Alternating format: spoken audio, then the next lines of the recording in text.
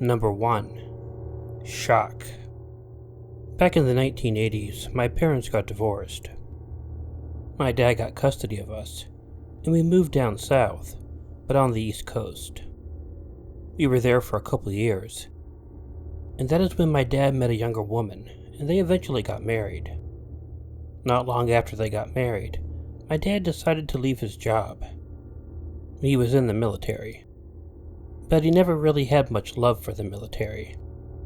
Since his new wife was originally from the same area that my dad was from, he decided to move back to that area. There has to be a little bit of backstory to understand exactly what happened. It was my mom who left my dad, and my dad was a real petty jerk. He pined over my mom, even as he was married to a different woman. So even though she paid child support, which my dumbass stepmother normally spent on herself, he wouldn't let us talk to our mom. And if we expressed any interest in talking or having anything to do with her, he would browbeat us until we realized he wouldn't stop, until we pretended we didn't want anything to do with her. My stepmother's parents lived in Wheeling, West Virginia. The place we lived in was in Ohio, but it was only maybe an hour and a half away from their place. None of our side of the family lived very close, so the only people we ever visited was them. Other than the time we were in Wheeling, we were always out in the country. Now, the reason I bring this up is because it explains why I was in the situation that I was in the day that this story happens. I liked talking to my mom, but I never got a chance to do it. If I tried calling her at home, I would get in trouble. Even if I did it when my dad was not at home, he would know by the phone bill. So the only way I could think of to contact her was to do it when we visited my stepmother's relatives in Wheeling. I would decide I wanted to go out for a walk. No one minded me doing that, because no one really cared about me. I would walk through the town and get myself to a payphone. I had to find one that was far away from the house, just so no one would catch me making the call. Then I would make a collect call to my mom. She would call me back, and we would talk on the phone. I didn't realize at the time how dangerous it was for a 12-year-old to be walking around Wheeling at that time. I haven't been back since then, in the 80s. So I don't know if the place is still a hellhole or not, but it was back then. I didn't care though. I only ever got a chance to talk to my mom when we went over to visit those people in Wheeling. On this day, I went to the phone as usual to make my phone call. I talked to my mom for about an hour or so. And then, finally, by the end of the phone call, I noticed something that really frightened me. My stepmother was driving down the street. This was odd, and as a 12-year-old who had a possessive and sometimes abusive father, I was a bit scared of what might happen if he knew I'd been talking to my mom. So, in order not to be seen, I ducked into an alley. I wasn't sure whether or not my stepmother was looking for me, or she was just out driving. So I decided I would walk to the back of the alley, and take a different walk back to their house. As I was walking through the alley, and about to turn a corner, I heard it. A gunshot. I'd never heard a gunshot that wasn't out in the country when someone I knew was hunting. This was in an alley, in a city, and was near me. Looking back, I saw where the gunshot came from. It came from the back porch of a house. There, I saw a guy lying on the porch, with a guy standing over him, holding a gun. I was in shock. I'd never seen a person get shot before. And yeah, technically, I hadn't seen the person get shot, but I saw the person immediately afterward. What brought me out of the shock, though, was when I noticed that the guy with the gun turned, and he looked over at me. He seemed as surprised to see me as I had been to see what had happened. He looked like he was about to move off the porch. I was scared that he thought I saw whatever happened, and I turned and ran away. I went right back to the main street and ran off at full speed. I didn't stop until I got to the relative's house, and once I was there, I had to call 911. I ended up going to court, and fortunately, the person who was shot did not die, but the shooter did end up going to prison.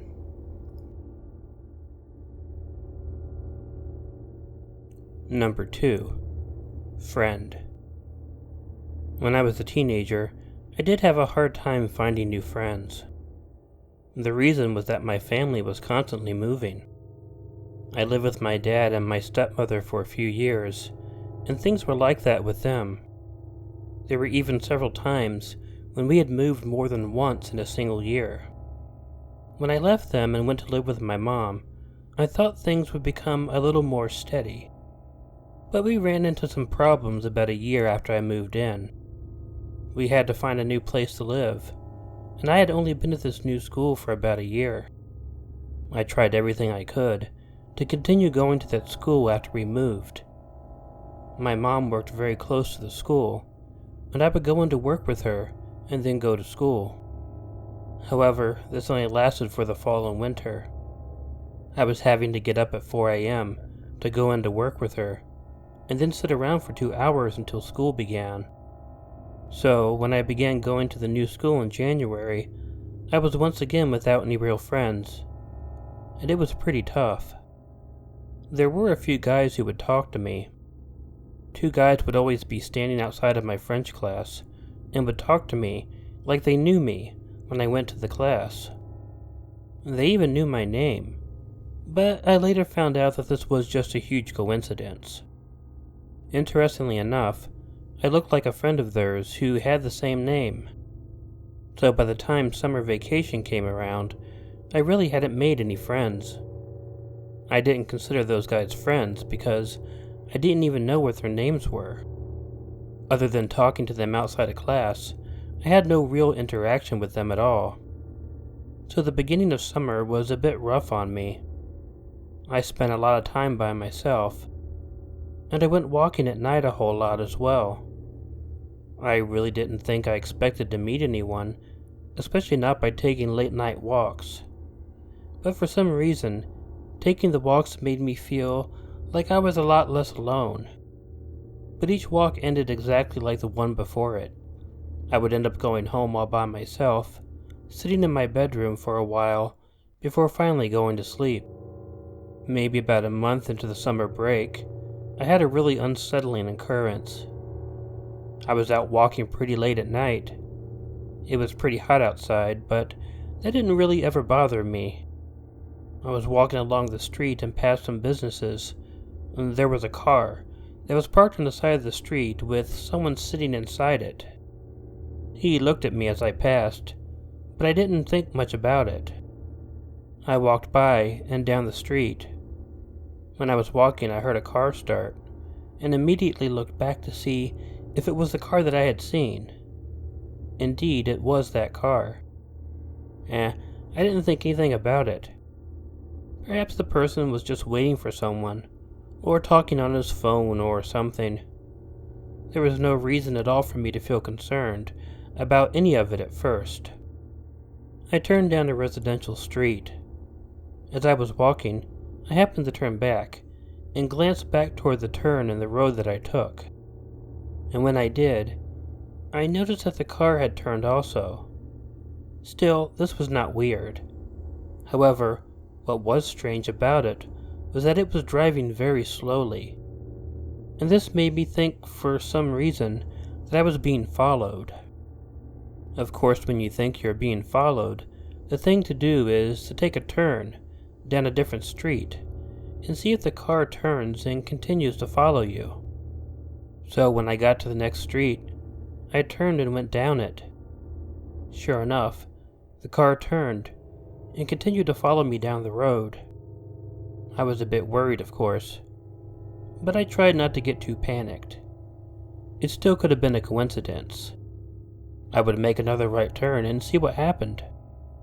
I made the very next turn, which would have taken me back to the original residential street that I had been on. And sure enough, the car turned again and kept following me slowly. So at that point, I knew that I was being followed. However, I didn't know why. I figured the best thing for me to do was to get back on the residential road and then make my way back to the in-town road I had originally seen the car on. So I tried hurrying up and going as quick as I could go. That was when I heard the car speed up, and right when it got closer to me, I heard a sound that sounded like a gunshot. It scared me so much that I ran up and onto the porch of the closest house to me. Then, the car sped up and was soon way out of sight. I wasn't sure what to do. I was convinced that I had just narrowly escaped a drive-by shooting. But what did I do next? I just decided I would try to walk home and keep my bearings about myself. Rather than walk back into town, I continued taking residential streets trying to get home. I heard a car approaching a few times, but fortunately each time it was not the car that I think tried to shoot me. I eventually made it home. I stopped taking walks like that at night for a little while though. This is all I can figure about what happened. I obviously looked like someone the guys in school knew. I was out walking almost every night. It was possible that the people in the car had seen me and mistaken me for that guy. Perhaps he was targeted by them or something, I don't know. But it absolutely seemed like the only reason I could come up with for what had happened. Not knowing anyone in town. Why would someone try to shoot me?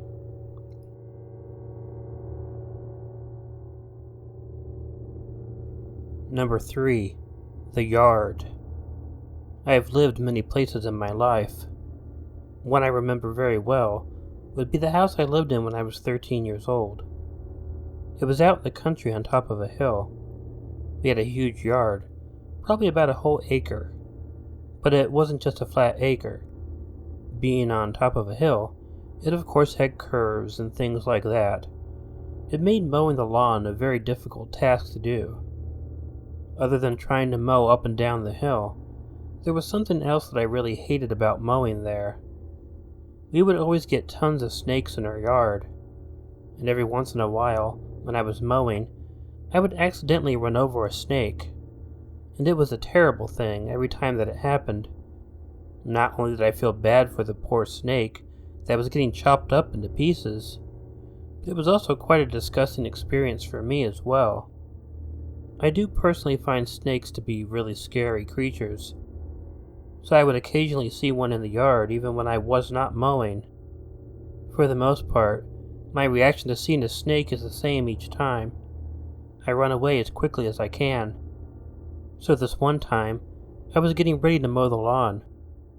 I went walking around the yard first, trying to see if there were any snakes in the yard. I did this often because I didn't want to run them over. If there was a snake in the yard, I would try to mow around it, or I would mow later when it was gone. As I was walking around, I heard a really weird noise. I couldn't explain it well because I'd never heard it before. Looking in the direction of the weird noise, I realized what the noise was. There was a rattlesnake in the yard, and it wasn't far from me. I wasn't sure what to do. I had never encountered a rattlesnake before. Most of the snakes I came across are non-venomous, and I didn't even know that rattlesnakes lived in our area. Because of that, I never learned exactly what to do when you came across one. And I was only about a few feet away from it. I stood there, looking at the snake for several moments. It was pointed in my direction. I cannot call it looking in my direction because I knew the snakes were blind. But if it could see, it was looking right at me. I didn't move. I was suddenly aware of my heartbeat and my breathing. And at any moment I thought, if I made the slightest move, the snake would strike at me. I don't know how long I stood there, looking at the snake and not moving. It was the only thing I knew of to do, so I was just standing there. I guess I was hoping that the snake would eventually leave if I stood still long enough. but that didn't seem to be happening. I decided I would try to back away from it. I was terrified that the slightest move would set the snake off and it would get me. So I moved my foot back as slowly as I possibly could. When my foot was completely lifted off the ground, I was scared to put it back down. I did, and braced myself for the attack from the snake. To my relief, it didn't attack me, so I repeated the motion with the other foot. I was going as slowly as I possibly could, and then, when I was able to take another step back, without the snake attacking, I kept repeating the motion, and when I thought I was far enough away that the snake couldn't strike, I turned and I ran as fast as I could back to the house. I made the mistake when I got in the house of telling my older brother about the snake. He went out for it, intending to kill it. Unfortunately, though, the snake must have left the yard after I left. As I mentioned before, I don't like snakes having to die. I have since found out that what I did was the correct thing to do when there was a rattlesnake around. I was fortunate that I did this, rather than just turning and running like I normally did when I saw a snake. I hate to think about what could have happened if I did that.